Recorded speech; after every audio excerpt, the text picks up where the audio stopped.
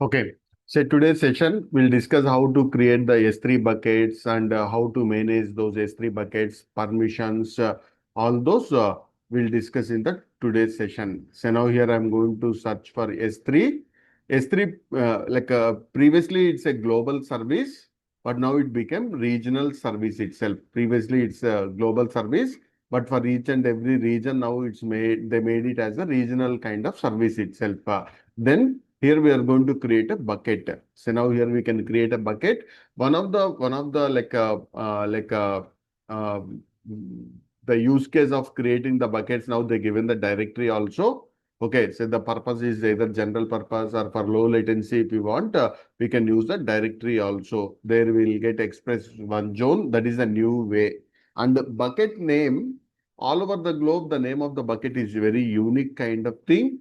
Okay, and what we need to do is whatever the naming patterns normally for the Windows host name, like for the computer, we'll give the host name or DNS name, whatever the names we can give, all those details we can give for the bucket name also we can give. Okay, so now here, if I try my AWS bucket,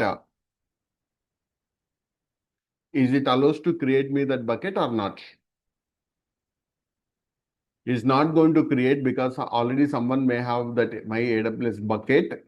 It's not only in our account, in all the AWS accounts, the duplicate name is not allowed. So we should have a unique name for our bucket name, and even DNS names also is allowed. That means .com, these kind of domain names kind of things also is allowed for the bucket names. Okay, so now here I'm going to give one bucket name, CloudSoft bucket. A new I'm trying to give, whether this available or not, we'll see. Then here we have one more option like copy settings from the existing bucket. What is this meaning is, if already some X bucket is there, similar kind of permissions I want, then I can choose that bucket name. Again, instead of choosing all those, automatically the similar kind of settings I want to copy, then I can choose that bucket. So now here I'm going to choose the similar kind of bucket I'm going to choose. And object ownership at the individual object level also we can give the bucket level object ownerships we can give. Okay, so then here we are going to choose block the public access.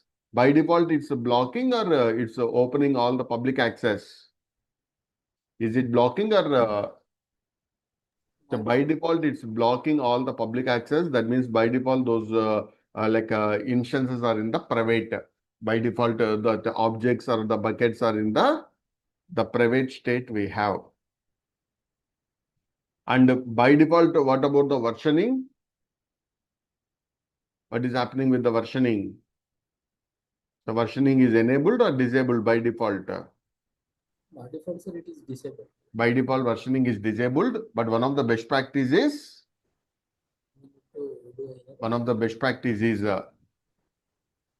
we need to enable the versioning also for the real-time critical data, because the current version of the data or objects lost or tampered also, we are going to keep that bucket, we can keep it. Then here we can use the tags also optionally we can enable. And if you don't enable the encryption also at the EBS level, the encryption by default it's not coming. But at the S3 level, for the security reasons, it's going to travel over the internet. Hence, AWS is providing AWS KMS managed keys, or from this we can create our S3 managed keys, or we can create our own KMS keys. Our client also can provide those KMS keys. Okay, so by default, if you tell me what is the encryption is coming or not? So by default, are we getting encryption or not? Yes. Yes, by default, we are getting the encryption. Okay, so but we are getting which is managed by AWS S3 managed keys. You try to explore, you can create your own KMS keys also, or customer also can provide their KMS keys. Okay, so then here we have some advanced options also. What are those advanced options also we'll discuss. Okay, so here as of now, I'm going to create the bucket. Say in the advanced properties, object locking we can enable. If I enable object locking, it's going to become warm. That means write runs, read many. So warm will become write once, read many is going to become, and by default it's going to be disabled. By default that disabled that is. Okay, so then I'm going to create the bucket. So that bucket name should be uniquely available.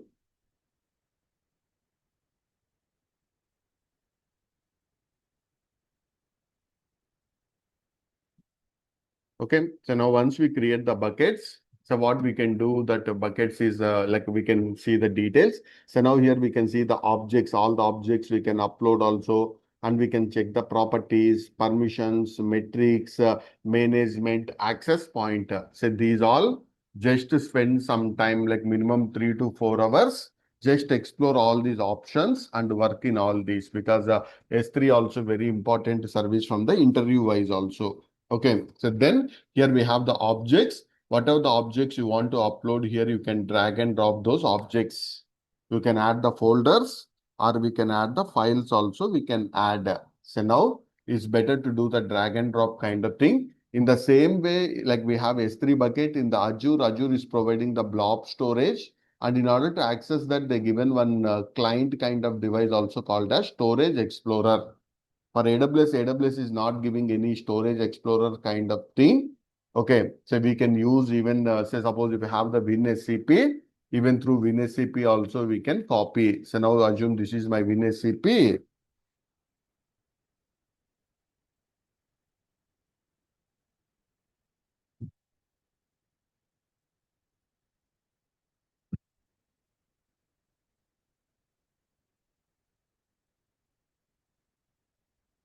So now when I connect this, so open this WinSCP,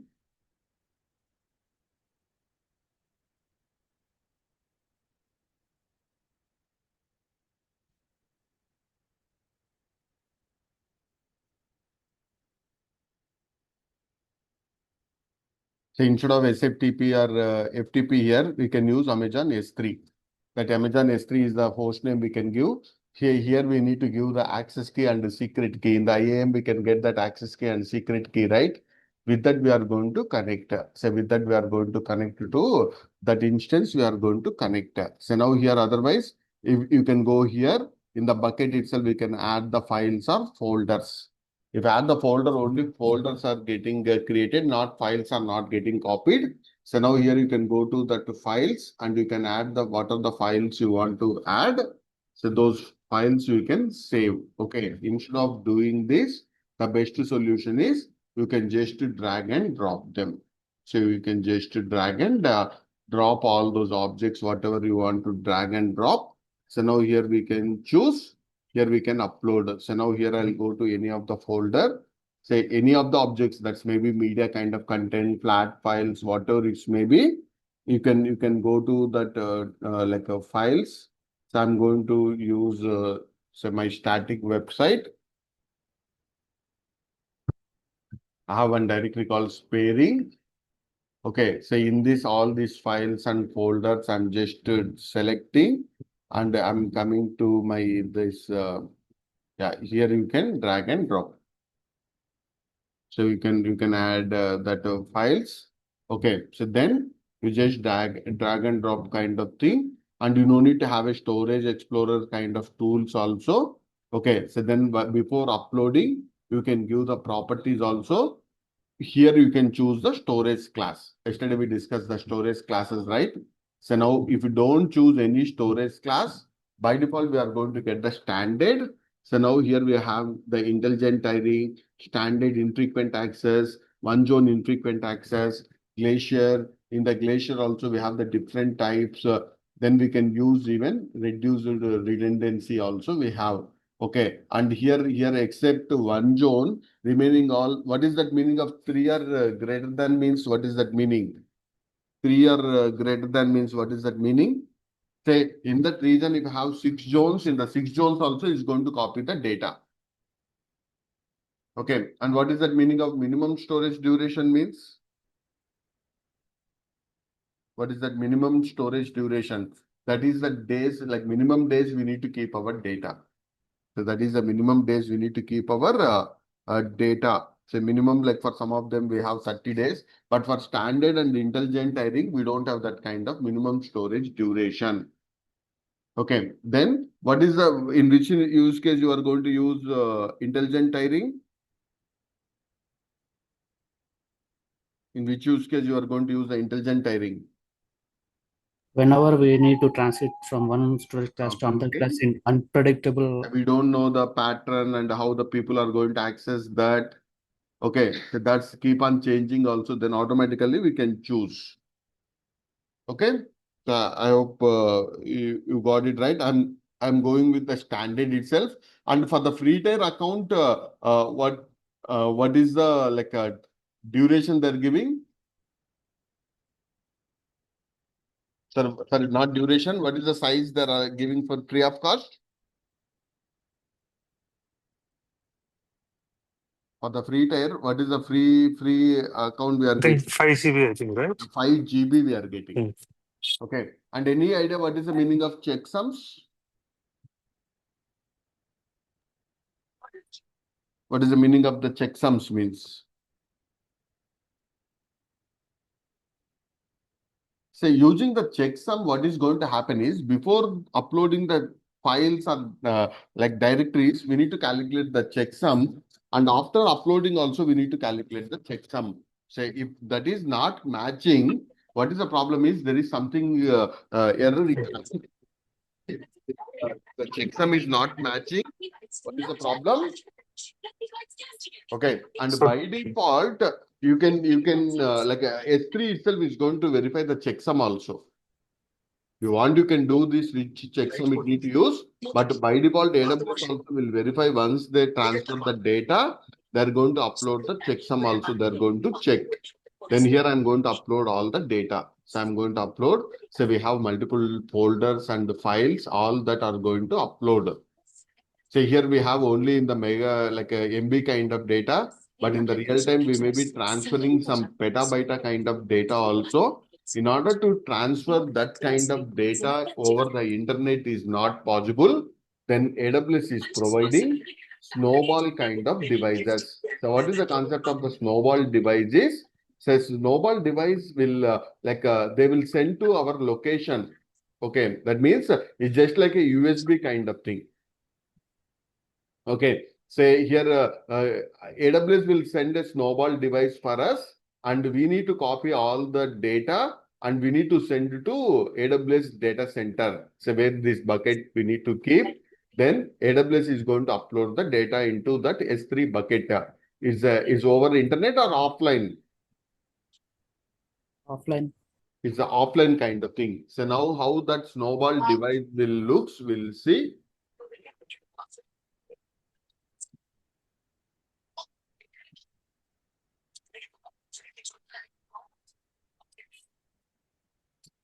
So here we can transfer offline data transfer. Okay. So and even from there also from the AWS data centers, this looks like one a briefcase kind of thing.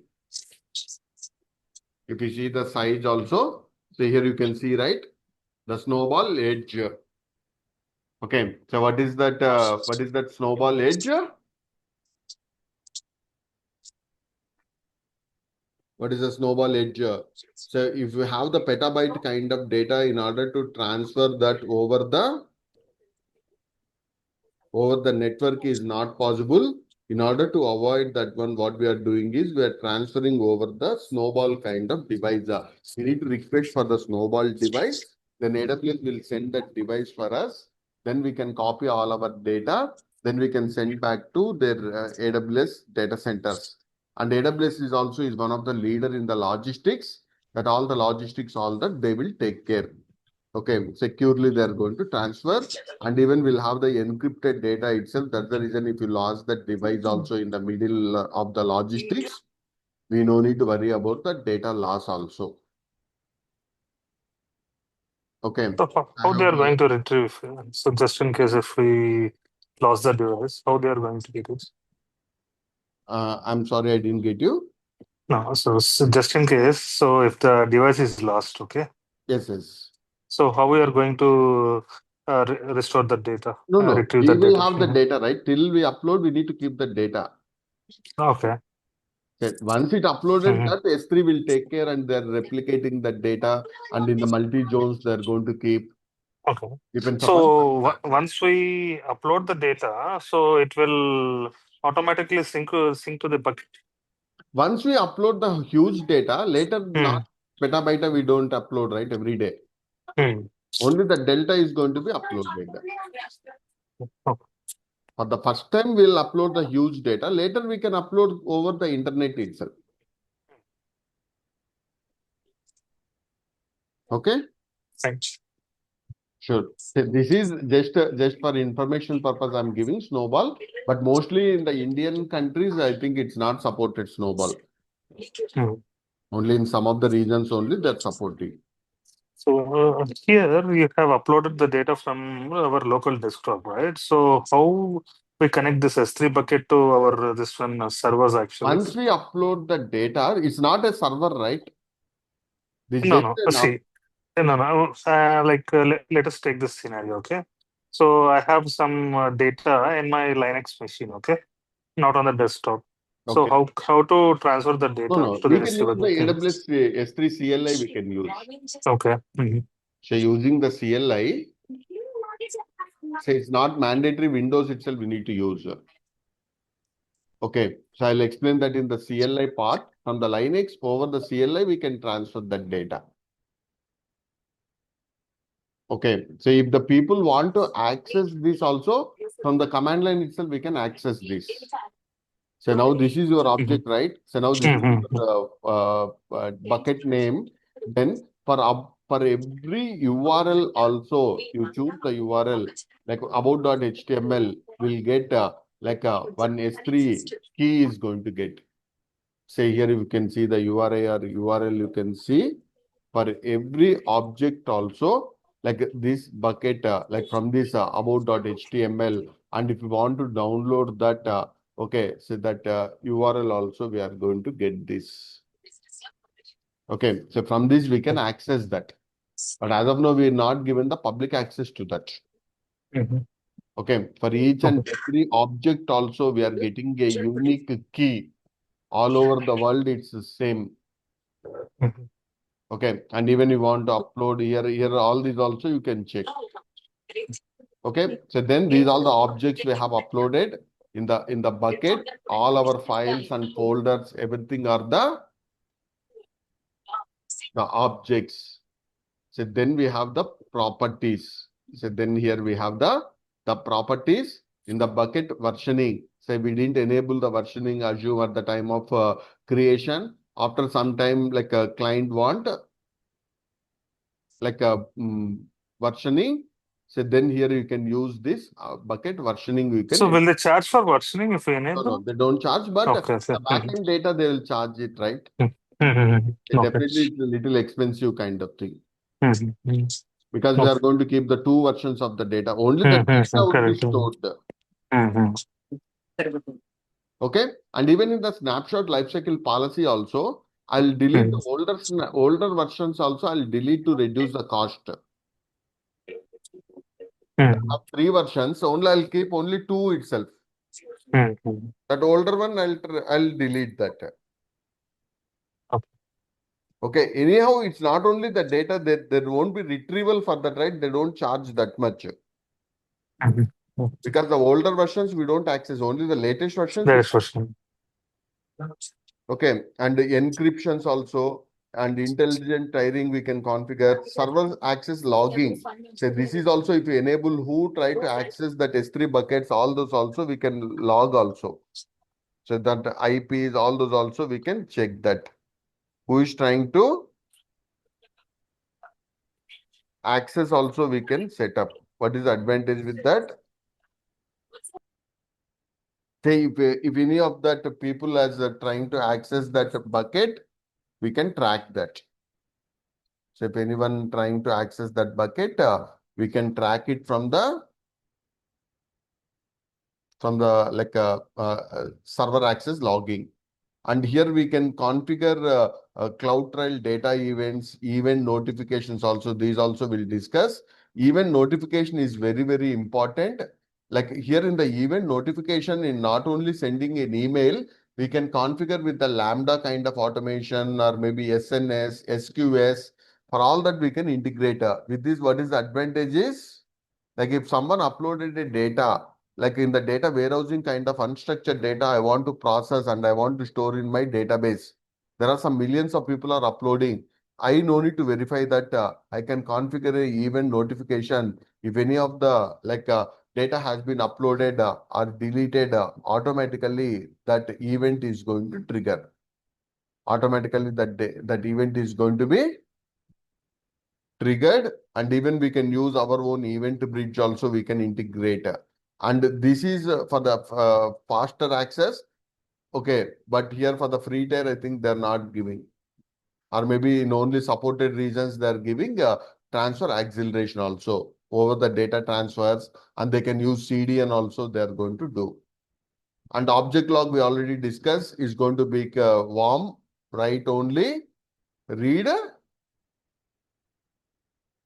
many kind of thing, write only, and read many kind of options we can enable. And here, what is the meaning of requester pace is, if you enable the requester pace, here for the retrieval, AWS is charging the money for us. That I don't want to take it. Then who are my customers? For them, I can send a link kind of thing. So now here, if I enable, if you want to download something, say suppose this video itself, then I'll keep that in the S3 bucket. That billing comes to me. I don't want to pay that. Then I'm going to tell to you need to pay. Okay. Then if you pay that amount, then only you can download that file. So here we need to set up our maybe account details, all these if you specify, then here it's going to pay the money also for us. Means whenever someone downloads that, they need to pay the money, and AWS will collect and they will share for us. And one more thing what we can do with this is, we can make the static website hosting also we can do. So what is the concept of static website hosting? So what is the concept of the static website hosting?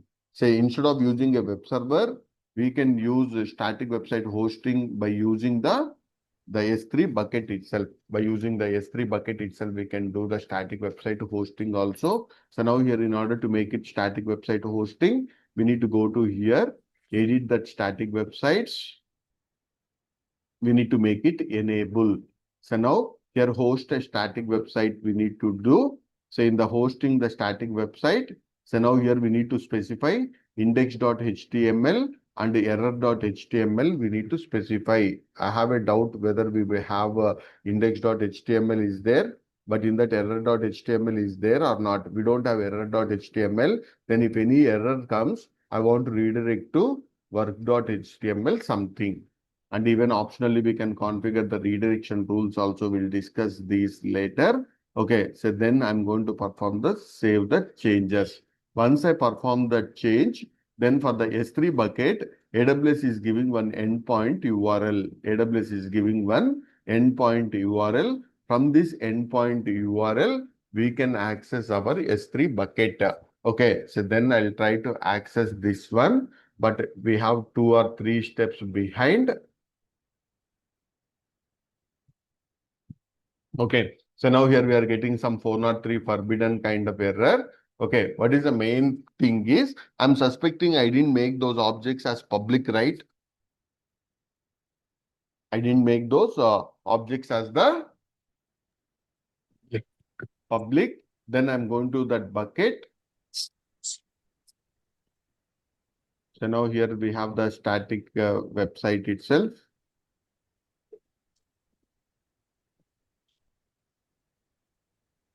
So now here in the permissions, I'm giving you the public access. By default, that block is there. Go to edit.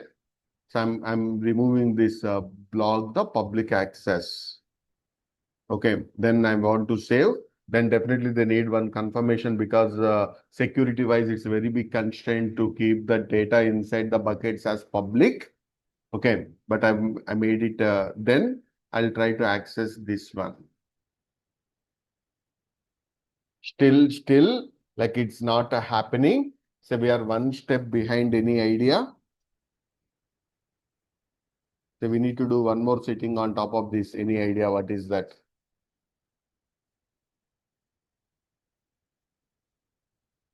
So what we need to do is, so we need to keep it one bucket. S3 bucket policy has been given by AWS. So that bucket policy we need to apply. So we need to apply one S3 bucket of policy we need to apply.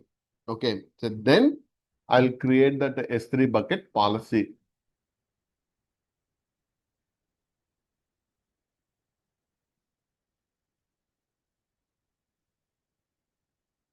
Static website.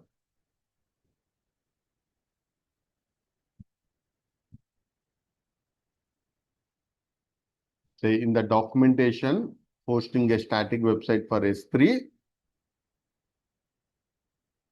So here AWS has given one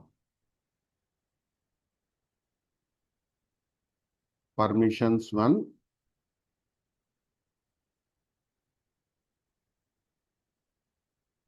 So here they given the bucket policy. So this bucket policy I'm copying.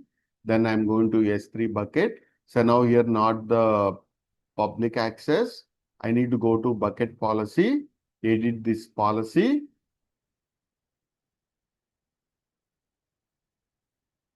So here I need to copy that. That is in the official documentation itself. We have this.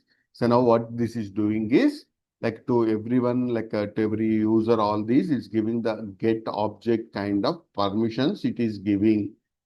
Okay, so retrieval kind of thing. It's not the put object. Now here I need to give my bucket name. So my bucket name is cloudsoft bucket new / star for all the objects is going to give the access.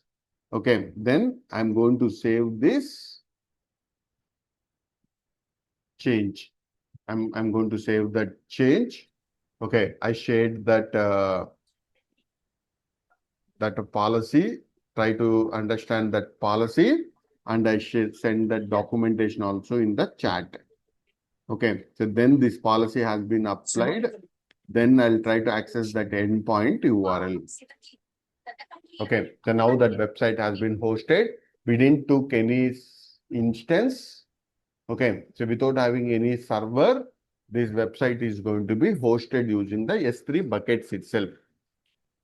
Okay, I'll try to send one error page. So we don't have any error.html, right? But it is redirecting inside that work dot whatever the file we have given there, work dot HTML we given, right? To that it has been reached. That means if we have any global error page, to that page it is going to redirect. Shrikant, so any reason like why they haven't added this policy? Which one? A policy like we have updated the That policy, is they right? given in the documentation itself, not only the public access.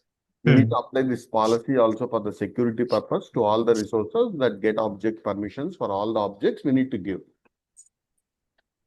But what is the concern actually for them? So not enabling that one policy. That is giving the, say here if you go through this policy, so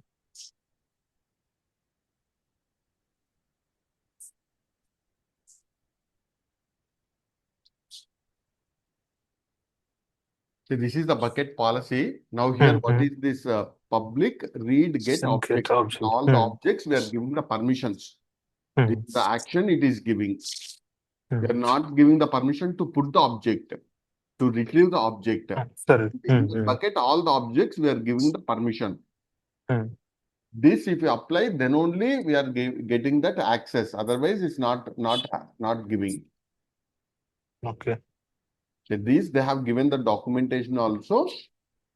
Okay, so from that people are using this policy itself. Otherwise, it won't make it public. So you just try to modify this policy into put object also, but it won't allow you to open that endpoint. Okay, so now here we got a endpoint, right? Using this endpoint, we are going to access, but it's not easy to remember that endpoint. Okay, then I have a friendly domain name. My friendly domain name is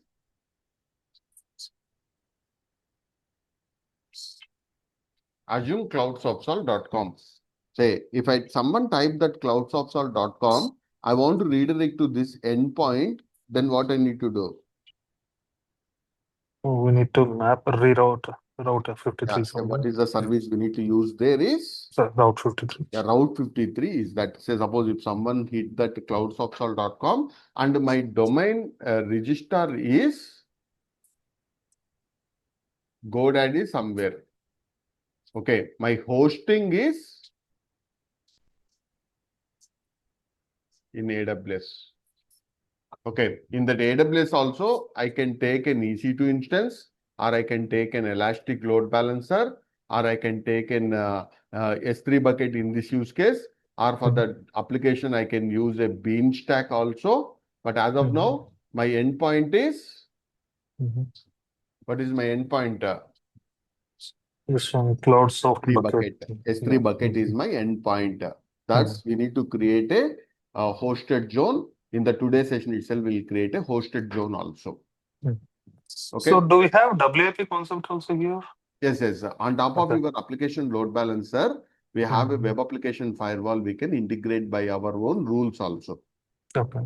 So we can configure web application firewall also for the bot protection, DNS flooding, IP address filtering, all those also we can do.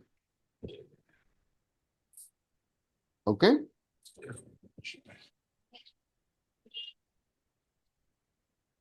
So now here we'll go again back to that bucket. So now here we have applied this bucket policies we have applied, and I'll go to that bucket here. So now here the properties, permissions. In the permissions we given the public access, and I created a bucket policy also. But AWS is not recommended to use the ACLs. Anything they're giving to give the permissions through policies itself. They're not giving the permissions to ACL is not the recommended way. Okay, so they're telling to use bucket policies itself. That's the reason don't use ACLs. Then here we have simple 4 to 6 metrics we have. So can you remember those metrics names? What is the total bucket size we have and total number of objects we have? Okay, that's take some time to collect that. So maybe around 44 objects we have, file sizes in the MBs. Like this here, we are going to retrieve all these details also. Then management is very, very important. So we discuss the lifecycle rules, right? What exactly that lifecycle rules will do? What that lifecycle rules will do? So using the lifecycle rules, we can transfer the objects from one storage class to another storage class. And second one, what we can do is At the expiration. expiration of the objects also. And even for the older versions also, if you want to do any cleanup kind of things, we can perform. So now here for this use case, I'm going to create a lifecycle rule. Okay, so now depends upon our requirement. We need to give the lifecycle rule here. We need to give, okay, say expire objects after 90 days I want to give. So now here we need to choose all the objects, or we can filter on only specific, say suppose we can give a prefix or filtering kind of thing. Then here try to understand the lifecycle rule actions.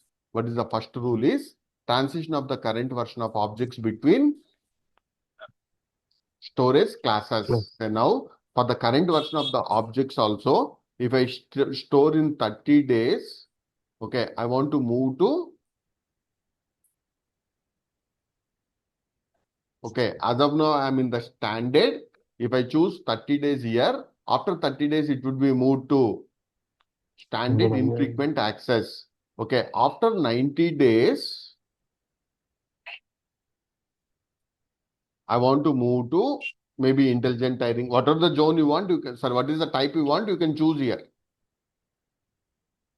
Okay, so these are the time of instance, sorry, at the time of S3 bucket, if I don't create, after 30 days or 90 days, I maybe forget that. Okay, and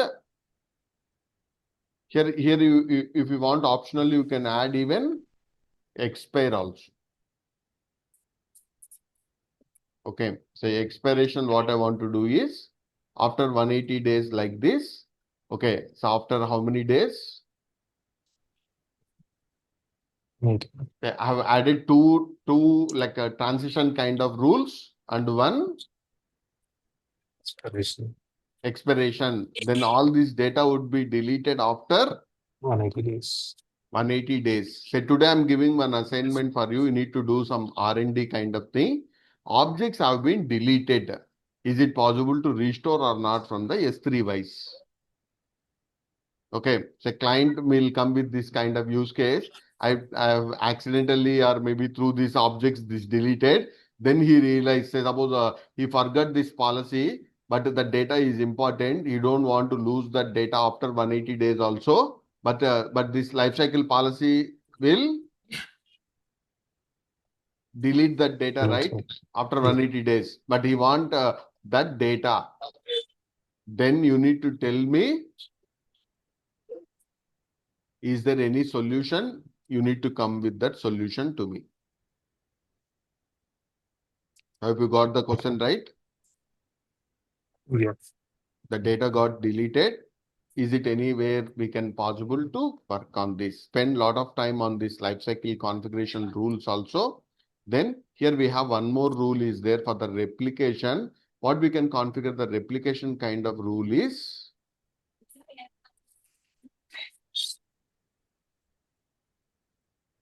so you can configure a replication rule. Say here we need to specify one more bucket on the another region also. Then or maybe within the region also is fine. Then automatically that data is going to be replicated. Okay, so once you add the replication, that's what is the advantage we are getting. Because by default AWS provides only at the region level itself, but the complete region goes down. I want to keep the data in the another region also. For that, automatically we can configure a replication rule. Then, if any of the data has been uploaded into one bucket, automatically that would be replicated to The other bucket, which is in the other region. okay, so try to set up this also in another region. Okay, so this is also important. Then we have the access points. So these access points, like we need to give the endpoints, like S3 endpoints in which use case we'll use also. We'll discuss over the private rules or like this will create the access points also. So very important is that permissions. In the next session, we'll discuss that cars also. So that is also today I'm giving that assignment. Okay, so one account IAM user want to access the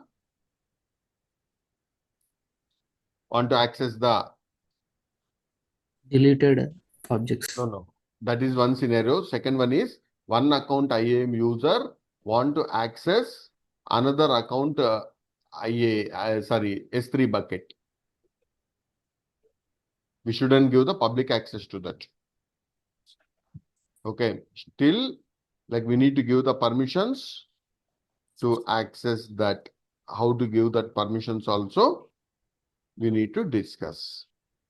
So these two try to come with that for the tomorrow class. Then we'll go for route 53. What is the purpose of route 53? Mapping to the endpoint. Yeah, DNS. so here it's a DNS service.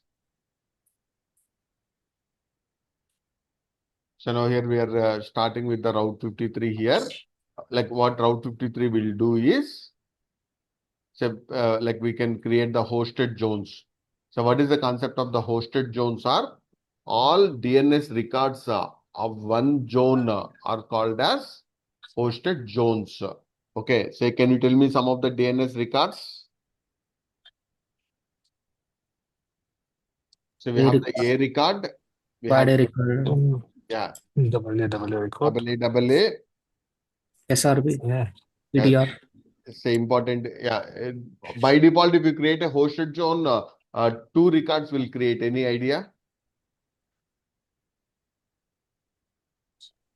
By default, if you create a hosted zone, we are getting name servers, And how many name servers we are getting? 4 name servers we are getting.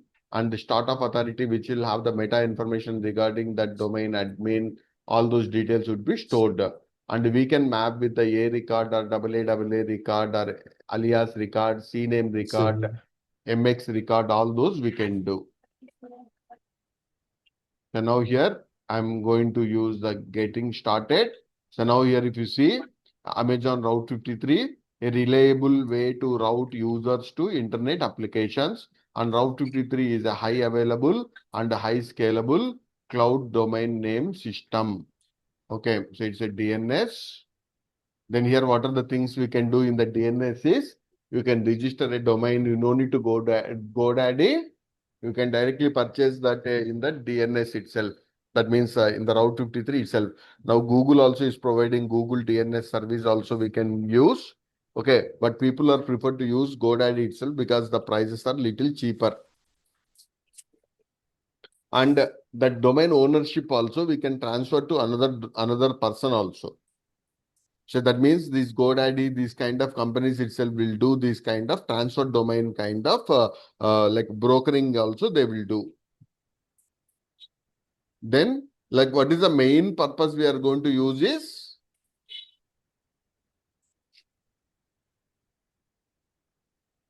What is the main? Okay, so we are going to use the hosted zones. So this is the main purpose. As of now, we are going to use the Route 53.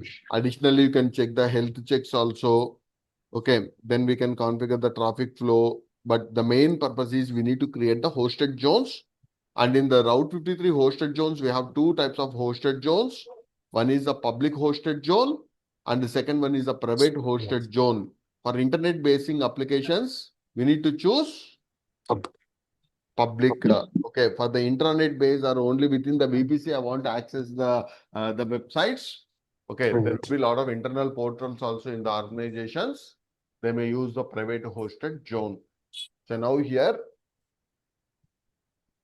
so my domain is cloudsoft.com. I no need to give any prefix here, only give the, like without having any prefix. Cloudsoft.com I'm giving. Then you can give the description also. And here we want to make it internet facing. That's the reason I'm making the public hosted zone. And optionally, we can choose the private hosted zone also. So once we select this, I'm going to create the hosted zone. That hosted zone has been created. And if I go to these hosted zones, the by default will get 2 records. Okay, so we got 2 records for that same our domain itself. Okay, one is NS. NS stands for name servers. And how many name servers we got? We got 4 name servers. Okay.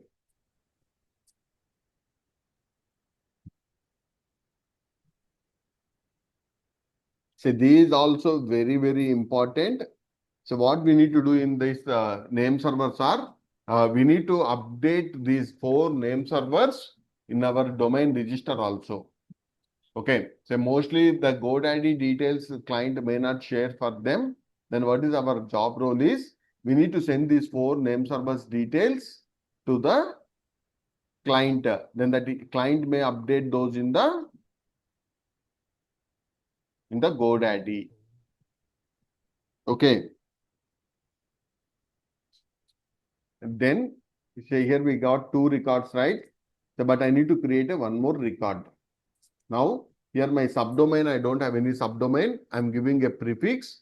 What is that meaning is, if the user types www.cloudsoft.com, I want to redirect to one record, and that record we are chosen here is, say here we have discussed a lot of records, right? A record, AA, CNAME, MX, TST, pointer, SRV, SPF. Which one you want, you need to choose. Then what is my requirement is, I have one like EC2 instance public IP. Then if someone type www.cloudsoft.com, then I want to redirect to that EC2 instance. Now here you can choose that IP address. And if you have the multiple IP address also, you can give in the line kind of thing. We can give in the line we can give those. Okay, so that's but normally we don't give like this. We'll attach to where we'll attach that to the load balancer. We'll attach, but that load balancer is not giving us IP address. Load balancer will give a DNS name. At that moment, we want to use an alias kind of thing. And instead of IPv4, I have an IPv6 record. Then choose this record.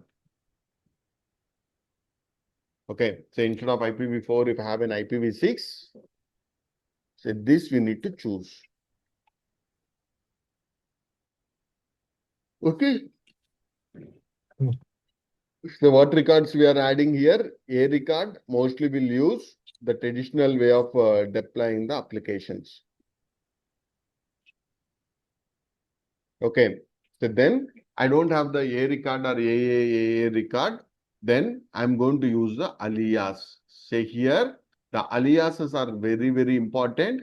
And what is that meaning of alias is, instead of EC2 instance IP address, I have used the other AWS services to deploy my application. In our use case, we didn't use the EC2 instance to deploy. We have an S3 bucket. Then here you can choose to alias to S3 bucket. Alias to S3 bucket we can choose or VPC endpoint. Say here to all these we can access. Maybe application load balancer or network load balancer, Beanstack. Okay, so it depends upon our requirement. Mostly we'll use an application load balancer or S3 bucket we are going to use. Okay, so now here S3 bucket, why we didn't get that bucket here is this option is gray out, right? AWS has specified some basic rules. Our domain name and our bucket name should be matching. I'll explain, try to understand.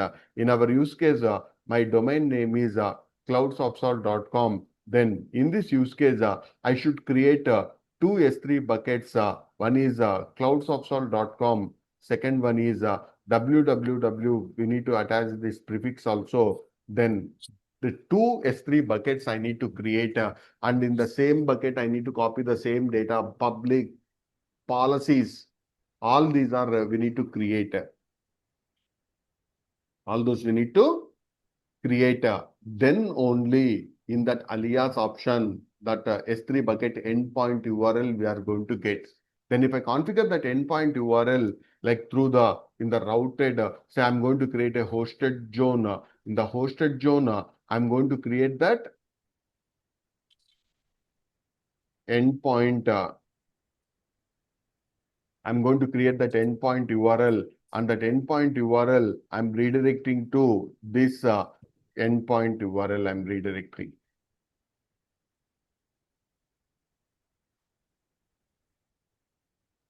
Okay, so once I attach this endpoint URL, what is this rule is going to happen is if someone type that cloudsoft.com, like finally that will hit the our DNS name servers. Those 4 name servers will have this record, and those name servers like will redirect to this that S3 bucket. That S3 bucket endpoint URL I no need to specify to the customers. What I'm giving is my domain name itself. Finally, those authoritative name servers will get those 4 name servers, because why we have 4 name servers is even if one name server goes down also, the solution is highly available. The solution is highly available for us. Okay. So any doubts on this?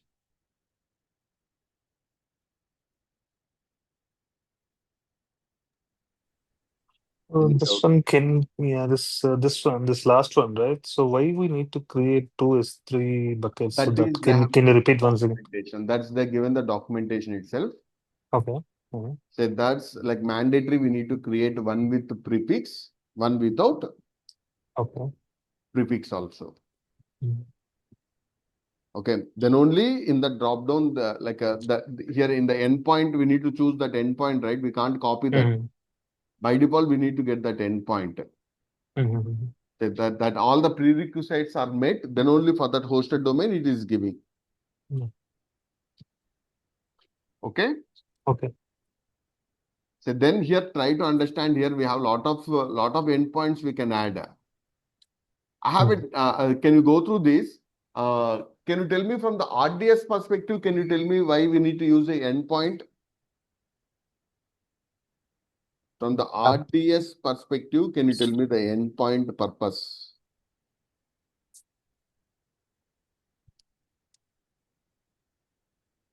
Okay, I have an RDS database. RDS also will get an endpoint, but I want to give that to the end users, but it doesn't support that to use it.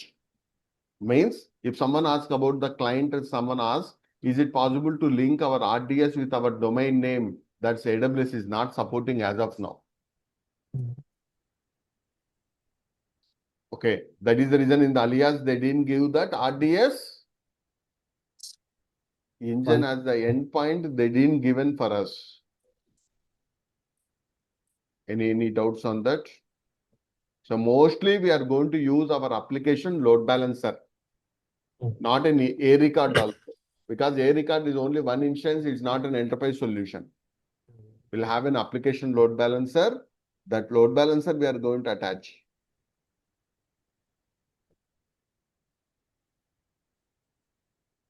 Any doubts on this? Okay, so here we going forward, we can, and API gateway also, someone yesterday asked, right? APIs also can be exposed. My own APIs, internal names, I can't use with my domain name itself, because then only they'll trust our APIs. Okay, so that API is also, otherwise maybe they may think that's a fraud APIs like that. That's the reason I'm linking that also. Say with my domain name, I'm linking those APIs. If that API happens, what is the endpoint it is hitting is API gateway it will hit. API gateway to Lambda also we can redirect. And Beanstalk also we can deploy. So a complete application has been deployed on the Beanstalk. From that also we can control. Okay, so that is also one method we can use to deploy our applications. Yeah, any doubts? And after creating this S3 bucket, right? So we got the endpoint as non-secure actually. So how to enable secure? How to make it secure actually? HTTPS. So S3 by default it's secure itself. But At domain level we need to configure that. okay. Okay, S3 by default is going to be over the HTTPS itself. Okay. Okay, at the S3 level we'll configure those certificates.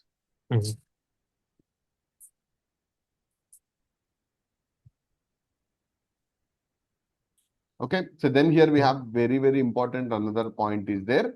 Not this MX, not MX record, but I'm just explaining MX record.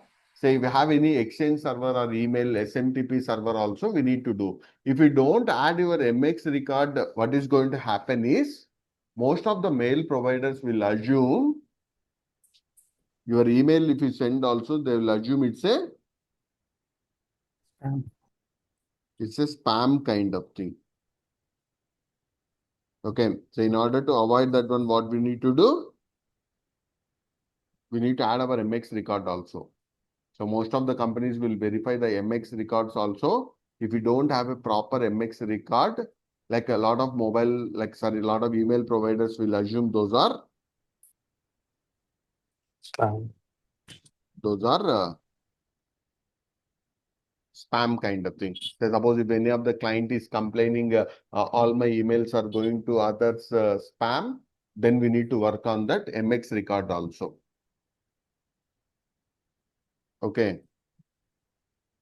Then we have one important point, routing policies. So now all the DNS records, how DNS works, how internet works, what are the hosted zones, then what are the name servers and start of authority, alias, Then the interview question is the routing policies.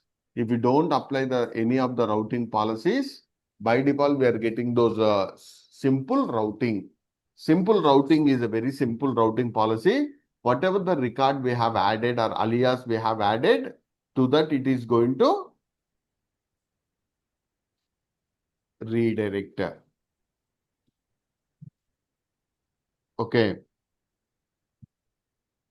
So what is going to happen? Whatever the record we have given, this is very simple routing. Okay. So whatever the record we have chosen, to that it is going to route it. Okay. Then we have one more important policy is there. You can tell you are using failover kind of routing policy. Okay. Say here, failover kind of routing policies are, this is at the multi-region level, because if you use a load balancer also, by default, we are going to use within the region itself. But what is my requirement is, I want multi-region. Then I can choose the failover kind of routing policy. In the failover kind of routing policy, here we are going to provide high availability. And if the primary region resource is not available, even we can redirect to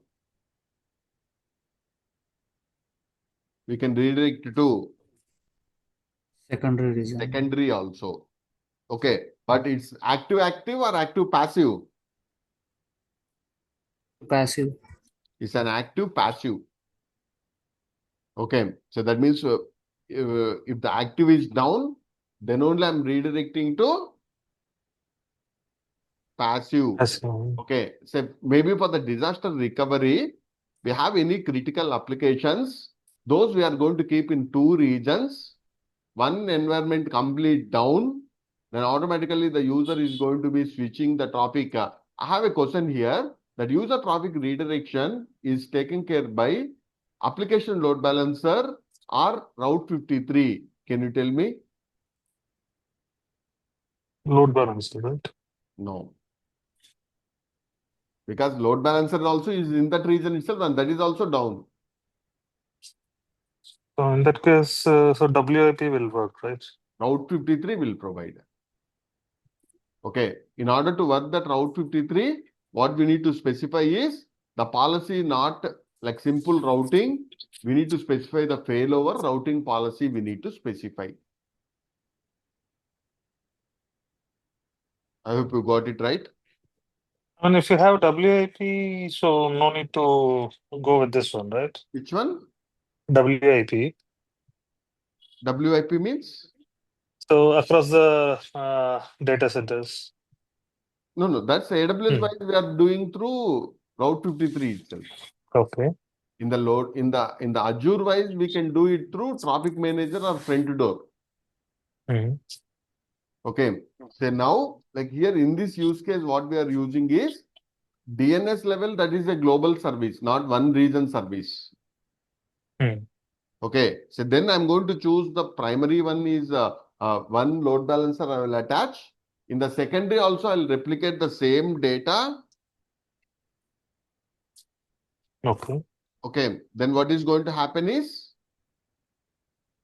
like if any of the DNS recognize, DNS would be keep on pinging the primary data center. If the heartbeat is not coming, then automatically the user traffic would be redirected to the secondary region.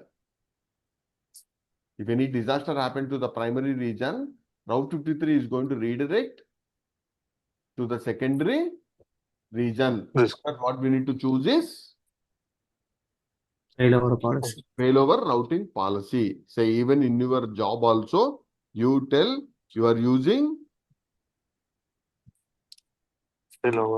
failover also.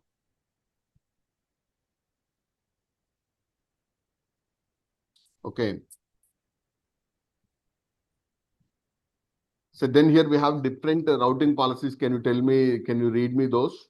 So this is mandatory question. You need to explain those. You don't use all the things in the job, but AWS given the vast options for us. What are the options we have other than simple and failover? Weighted, geolocation, latency, IP-based, geo proximity. Yeah. So here we have the weighted, geolocation, latency. Then we have IP-based, geo proximity. So it depends upon our requirement.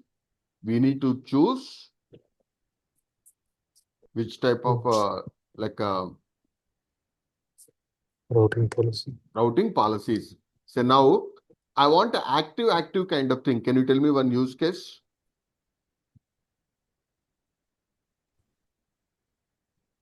What is the meaning of active? Say in the Google use case, all the Google data centers are like connected, right? Like maybe .in, .co.in or .us, .uk, all are active.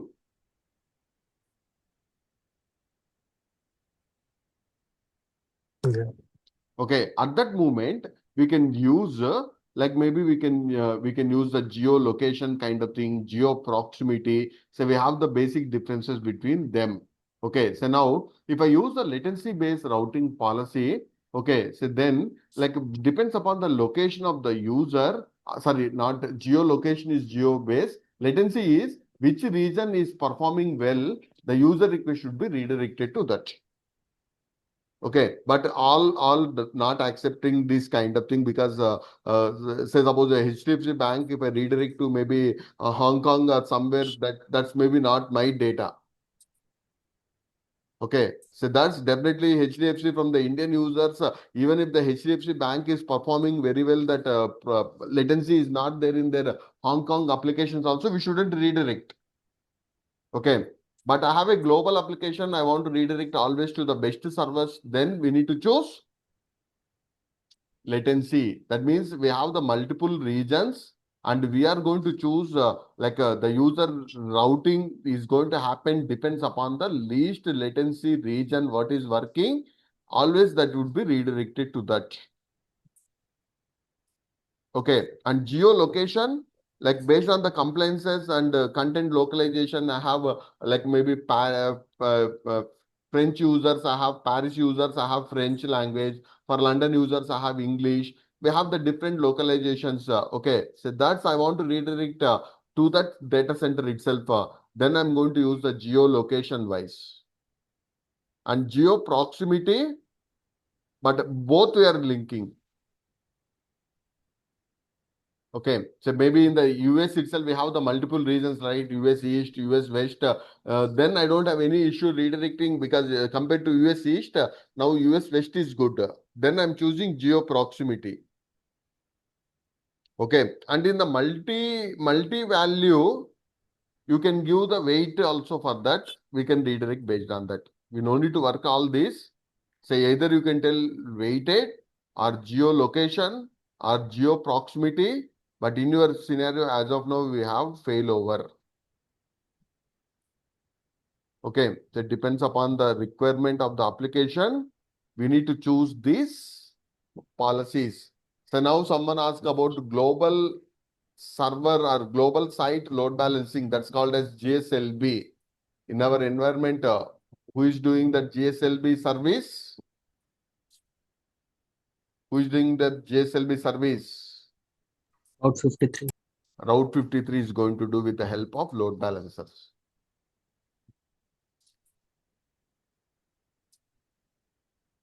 Okay. So try to create that hosted zones. So spend more time on this navigation.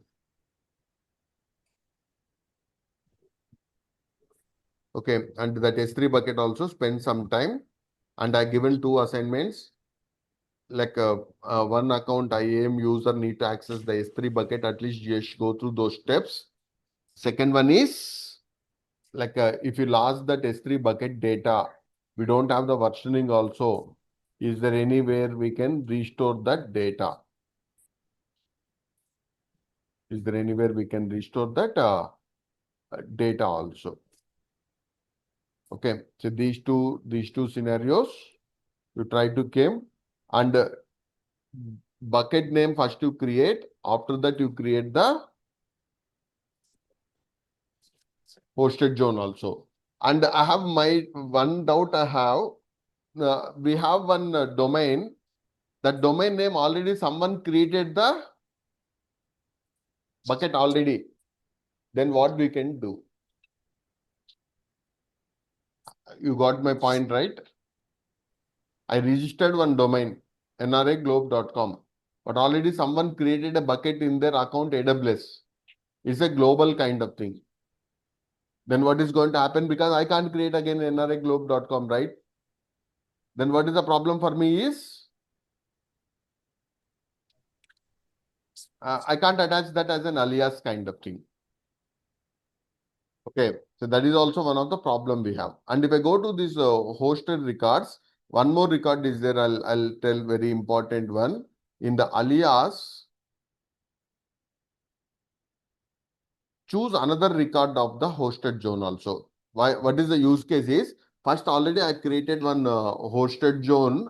That hosted zone record I given the subdomain is www. This record is there already. Then after this, I may be created to alias and that S3 endpoint URL I have chosen. Then I'm creating one more. I'm not keeping any prefix of this cloudsoft.com. Then what is the solution I'm giving is I'm redirecting to another record here. Okay, alias to record in the hosted zone. And to which record I'll choose here? The www. I have, right? If I have this record, what is going to happen is, if the user didn't use the www also, it is redirecting to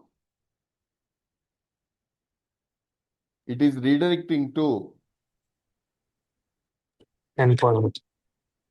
to that www record, it is redirecting. If you have any subdomains like that also, intelligently we can use this record in the alias. What is that record name? In the alias? Other record. Yeah, alias to another record in the hosted zone. That we need to use it. Okay. Any doubts on this?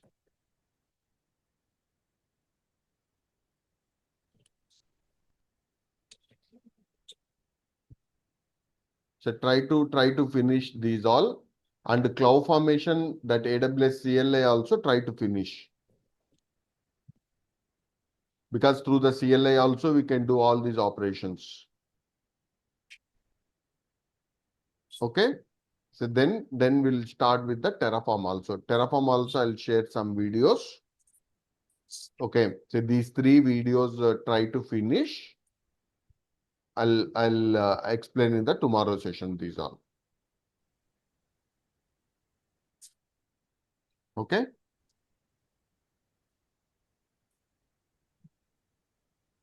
Sir, share us yesterday and today's video, sir. Sure. Tomorrow I'll Today share. will come. Today I'm done. Tomorrow I'll share this.